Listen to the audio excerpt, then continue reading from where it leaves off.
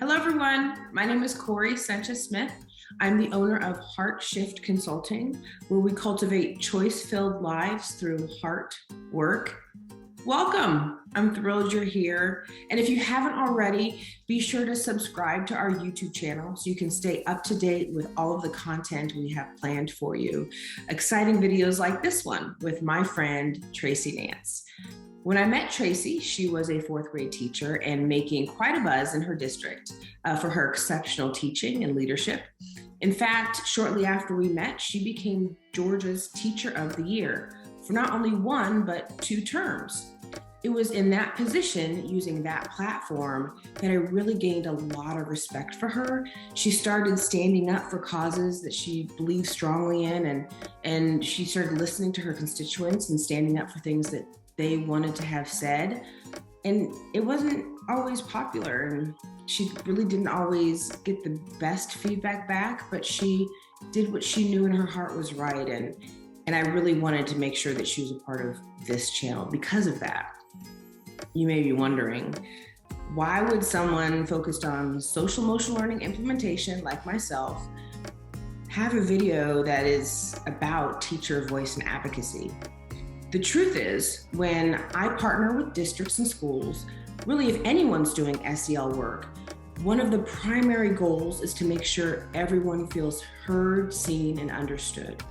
That is definitely for students, and it is absolutely for teachers. How do we put in systems and practices? How do we make sure that the people that inhabit the building and the community around it have a voice? And they're a part of all the great work that's happening. So teacher voice and advocacy is definitely part of SEL implementation. I can't speak for Tracey, but I think she'd agree with me when I say that we want her story to be the exception, not the rule. We don't want teachers to have to work so hard to be heard. So with that in mind, please meet my friend, Tracey Nance. Tracey. Hi, Corey. So glad you're here, Tracey Nance. Okay, let me give some context. So, Tracey, you and I worked in the same district, but I actually didn't really get to know you till after I had left. I was with a nonprofit, and you were the recipient of a teaching grant. Yes.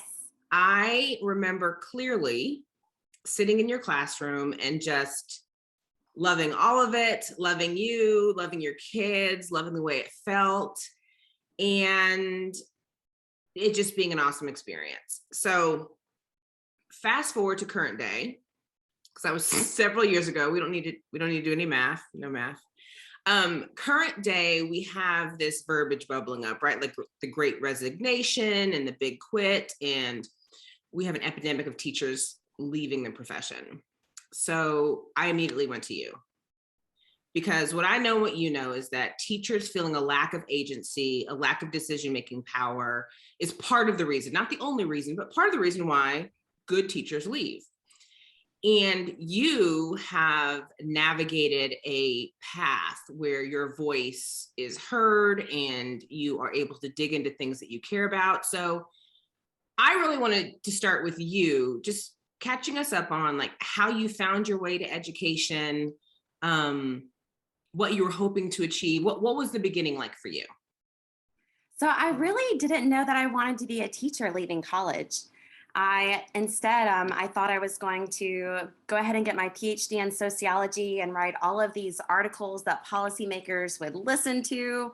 But a year into the sociology PhD program at University of Chicago, and I found that all of my ideas had been written and policymakers weren't listening. And what I actually missed was the relationships that I had with students. During my undergrad, I ran an after-school program in 3 underserved neighborhoods. And it was those relationships that I felt like I had the biggest impact in kids' lives. And so I immediately switched over to the urban teacher education program at University of Chicago. And I felt they prepared me well. I started teaching and I loved it. Yeah. Because it's with the kids that we're going to make big change. Okay, so you're now a classroom teacher, and there must have been something in you that said there's there's more I want to be involved in. So how did you first start stepping out into different opportunities as a teacher? Really, I think I stumbled into it. People in my school building looked to me as a team leader, so I would take issues to my school principal. And really, Corey, I always felt heard. I have a phenomenal school leader, and I know that's not the case in schools across the country. But I really felt heard. And after becoming the Georgia Teacher of the Year, that my voice was amplified. And now I had, instead of just the teachers in my building coming to me, I had hundreds and hundreds of teachers coming to me. Um, and I would say the thing that made me step out the most was the poor, public persona, the poor reputation that teachers were catching after all that teachers had been doing at the start of this pandemic. It really made me want to step out and make sure that teachers' voices were being heard. Because at the end of the day, if we don't have our teachers, our kids aren't going to learn. Yeah, yeah. I don't want to gloss over the fact that you were Georgia Teacher of the Year, not only for 1 year, but actually two, because of the pandemic and the inability to have another round, I guess, identified. You were in that position for 2 full school years. And so tell me, from that platform, what were you hearing? What choices did you make? Because truly, Tracey, you didn't have to dig into the conversations that you were a part of. Like it could have been ceremonial is what I'm saying. And so you were actively involved in representing your constituent base. So tell us about that. When they asked me to stay on for a second year, it was right when Ahmaud Arbery had been gunned down in South Georgia. It was right in the midst of the George Floyd protest. And my platform the entire time had been around equity in education, equity in the way that we manage and teach our teachers, in the way that we respond to students and their needs. And it felt really important to continue speaking up. I knew very well that as part of my platform, I couldn't, run out with and say, the state of Georgia says this about social justice. But I knew that I had a voice and that I could be heard. And so I took a gamble and I immediately began speaking out. And I'm so proud that I did, because the heartfelt letters that I've received from educators and from families, it means the world to me. And there was still so much more work to do. When teachers began to get their hands slapped and about their concerns over returning to the workplace, specifically in Atlanta public schools last January, I was really concerned. They were only approving 10% of teleworking requests from teachers. And I felt that that completely negated several things. The fact that our educators have families too. We take care of small children. We take care of ill family members. We have spouses that may have compromised immune systems. And it was so strange for teachers to be heralded as heroes at the beginning of the pandemic for a couple of months. And then when it was time for us to begin trickling back into school buildings for face-to-face instruction, all of a sudden we were bad guys again. And we were accused of, being lazy, and we just wanted to be in our pajamas at home. And I know that you've seen the work that teachers do, and it couldn't be further from the truth. And so I knew it was important for me to speak out. And so as teachers were contacting me, I decided to begin using the contacts that I've come across during my tenure as Teacher of the Year. And so I was contacting the AJC, and I was reaching out to Channel 2, 5, 7, 11, and all of the above to get our voices heard. And I think that it worked wonders. As a result of the protesting that I helped lead, we got weekly COVID surveillance testing in all schools, and then teachers were given paid time off to go get their vaccinations. Awesome. Congrats for that. And the AJC is a local paper. So because this will be seen by people that aren't in Georgia, though what you talk about is replicable anywhere. Yeah. So we're currently in a pandemic, but I do know that this video will stand the test of time. I also know that the issues that have bubbled up during the pandemic are not new, right? They're not new in education. They're not new for teachers. They're heightened, they're highlighted, they're emergent, but they're not new. So what I want to make sure that we do at this time is give people tangible, actionable steps, not just talk about it, but like, what can I do now? So what advice do you have for people who are dedicated classroom teachers that they know that is their profession, their heart, their love? What action can they take? What do you suggest they do so that their voice is a part of the movement and decision making and caring for kids? So what can they do? So I've learned a lot about the behind the scenes, kind of the politics of education, if you will. And in most of our school districts, we're really fortunate that our school board members are elected officials and not appointed. Now, at the state level, it's a whole nother bag of, things I've been wrapped up in and protesting with. Um, but at your district level, getting to those board meetings, writing letters, and when your letters aren't heard, that's when we can start involving journalists. The truth is, districts do not want a lot of public and media attention around those important issues. And in our smaller districts, of course, I do believe that those board members are going to hear teachers out, and they want to hear teachers. I had someone running for the APS school board call me on my phone a couple of weeks ago, right before the election here, asking me to donate. And I said, well, you want to pay teachers a little bit more, we'll be able to donate more. And he said, well, teachers sit on the sidelines. And that really upset me because Wow. I see a lot of teachers wanting to speak up. Teachers care about their students and about their families. And I think too often we're just not given a seat at the table. It has nothing to do with sidelines. But to get that seat, you have to let them know that you want it. And so I would say definitely reach out to school board members, form those relationships with them, right? Especially in our smaller districts. If they see your name in that email often enough, they are going to start looking to you when they have questions about things. Interesting.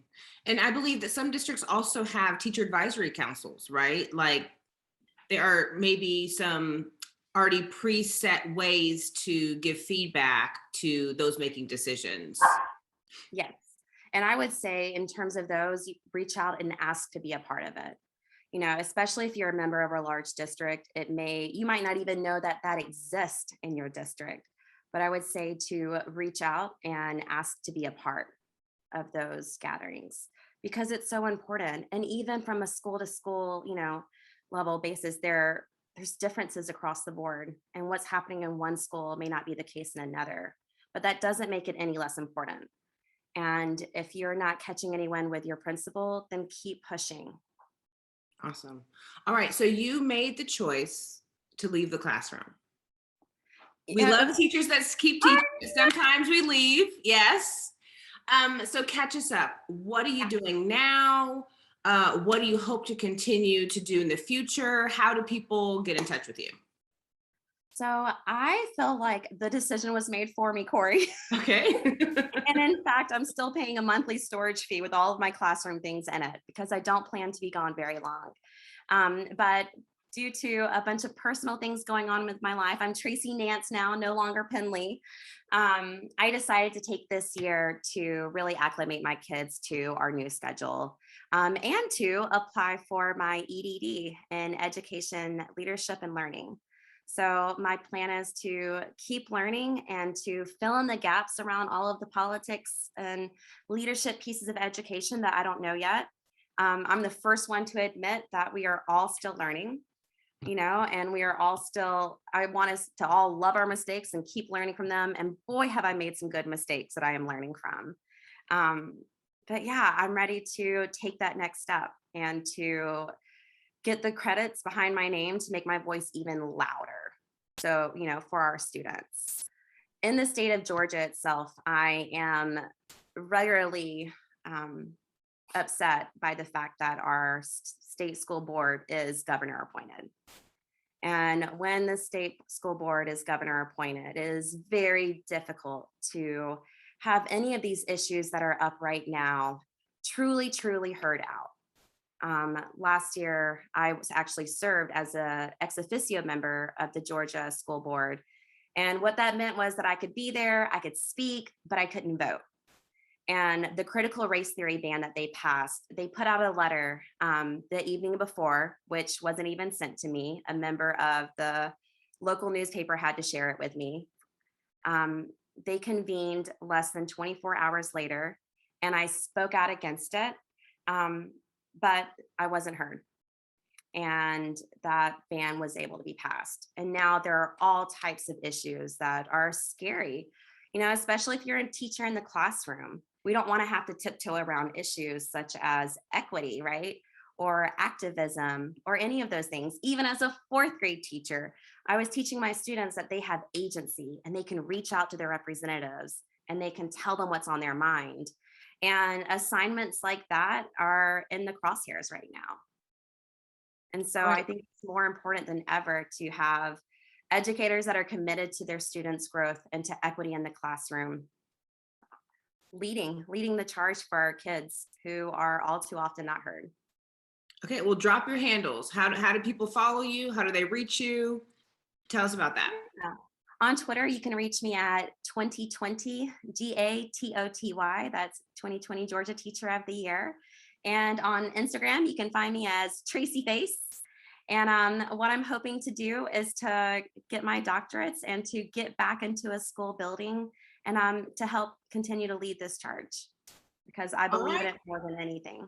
We're going to drop those directly into the body of this video. And I encourage everybody to reach out to Tracey, follow her, be inspired, and share your own stories of activism and teacher led work and support. Tracey Nance, thank you so much for being a part of this YouTube channel, Opportunity for Growth.